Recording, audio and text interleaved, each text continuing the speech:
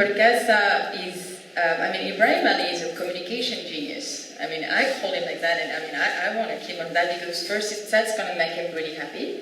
And secondly, because I think it's true. I think Perkasa has an extremely good communication strategy. I'm not saying they do it on purpose, but the result is the same, right? They are occupying media space like almost no other organization is able to do. And this is the problem, actually. And it answers as well your question. The space that is given to Perkasa in the media is tremendous and is not deserved, I would say. The technique and the strategy that is being used by this organization is really to make what I call media coup, It's just like, it's one shot. Each time you get something controversial, you just hit and you hit and you hit every single day. And then the media cover, front page, every single day, everybody sees Ibrahim Ali's faces, everybody knows him now really well, but then we don't talk about the other issues. So that's that strategy itself. Perkasa is just there for that. There is no other long-term strategy, nothing. It doesn't mean that there is a massive fascist movement in Malaysia. I don't believe that. I don't believe a word of that. It just means that there is a small bunch of people who are just good at what they're doing, occupying media space and poisoning the media with their ideas, whether you agree or not.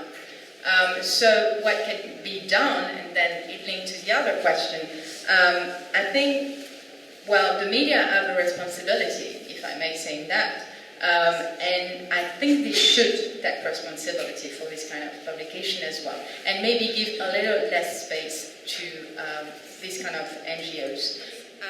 It's how, I'm sorry guys, but it's how media work today, It's always like quick and it's always like we have to find something a little, either a little glamour or a little sexy, or, well, I'm not saying Ibrahim Ali is glamour and sexy, but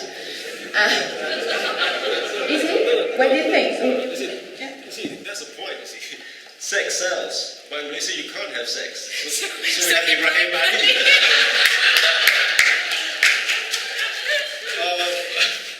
I think there's a certain titillation about groups like that, yeah? And I just want to point out something, it's like you get a video nasty, and then, I can't watch this, but you watch it, right? I think that's the same kind of thing. But what I want to point out here is that the press, as they're very gairah with these kind of groups. I'm looking at you press people, all right? What they don't do is contextualize it, like you pointed out earlier in your talk, all right? Fine, because on the one hand, we must not live under a rock and pretend that these groups do not exist. They have to be exposed.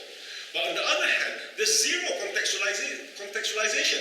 Therefore, you don't really know just how powerful these groups are. Ibrahim Ali says, I have 5 million members. Betul ke?